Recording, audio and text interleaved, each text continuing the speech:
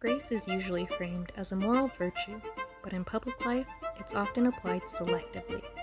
This series isn't about cancellation, it's about consistency, especially from people with influence.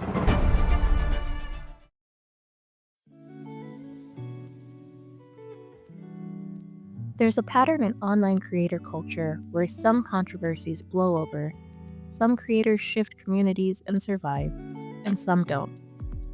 Some maintain platforms and audiences after backlash. Others see their careers fundamentally transformed.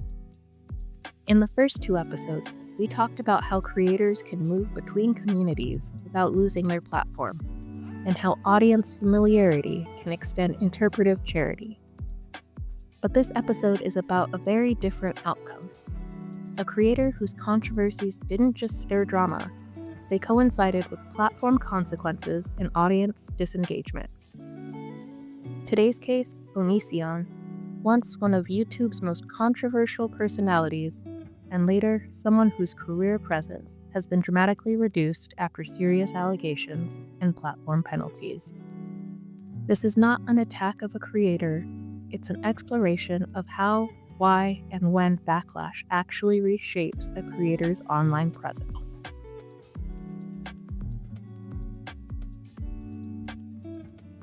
Onision, legally Gregory Jackson, started making videos in the mid-2000s.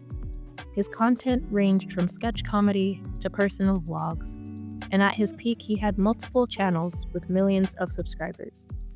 One of his earliest hits, I'm a banana, I'm a banana, I'm a banana, was something that put him on the map long before YouTube had millions of creators. In those early years, Onision built his brand on shock value, playful absurdity, and sometimes controversial content. He was described in 2010 as one of YouTube's most controversial stars, known for humor and opinions that often pushed boundaries. But his approach also attracted early criticism for tone, attitude, and content that made viewers uncomfortable. At this stage, however, the controversies were just about style, not serious allegations, and they didn't stop his growth for a long period.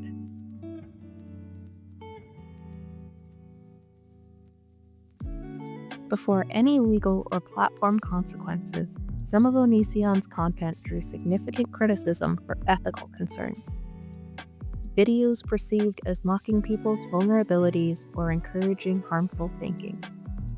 Commentary that many found pervasive or dismissive to harm. Over time, these patterns began to pile up. At first, viewers either didn't care or expressed some discomfort, common in internet culture. But as patterns repeated and more personal narratives emerged, reactions intensified in kind. This is a good example of how repeated controversial behavior, even when tolerated as edgy, can erode goodwill over time.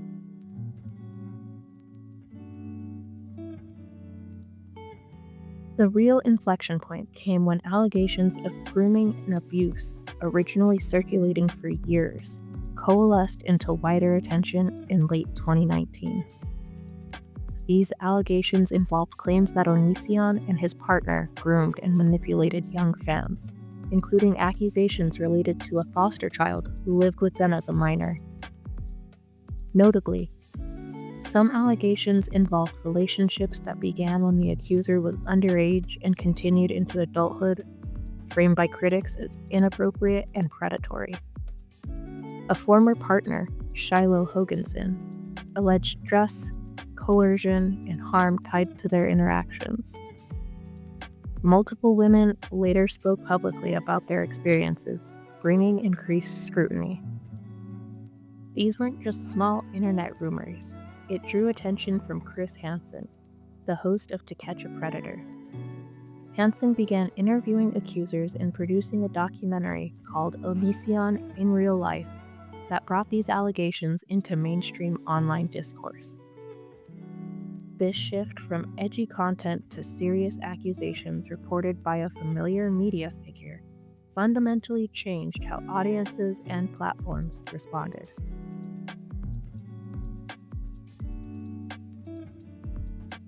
Once the allegations were widely publicized, multiple major platforms took concrete action.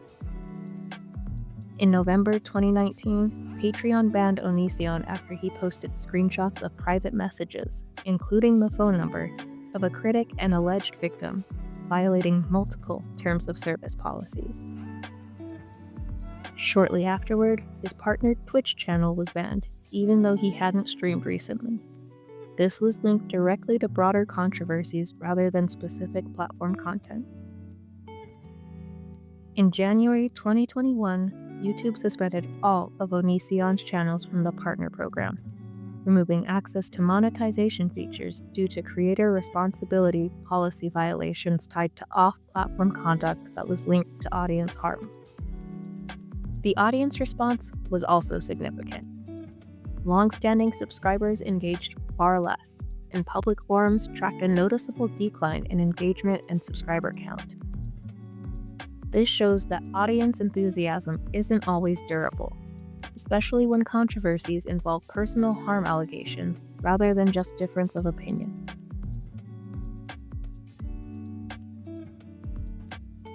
Onision's story differs a lot from other creators. Some creators are able to move between communities and retain platform access despite backlash. Onision's controversies involved serious allegations and platform action, which limited his ability to generate revenue and remain prominent.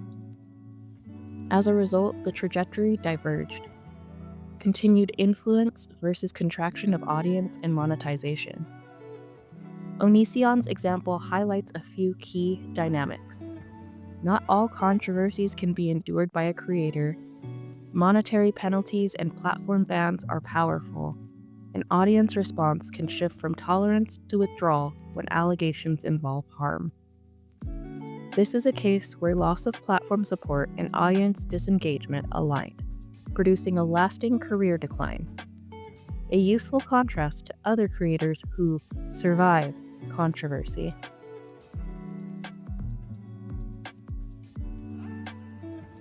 Online creator culture isn't uniform. Some creators get grace again and again. Sometimes others will face consequences that stick, especially when accusations involve another person and platforms intervene. Onision's story isn't just about controversy. It's about the intersection of audience reaction, platform policy, and reputational consequence in a way that reshapes his ability to sustain a career. Hey everyone, thank you for watching, and if you enjoyed the video, please like and subscribe to the channel. See you next time!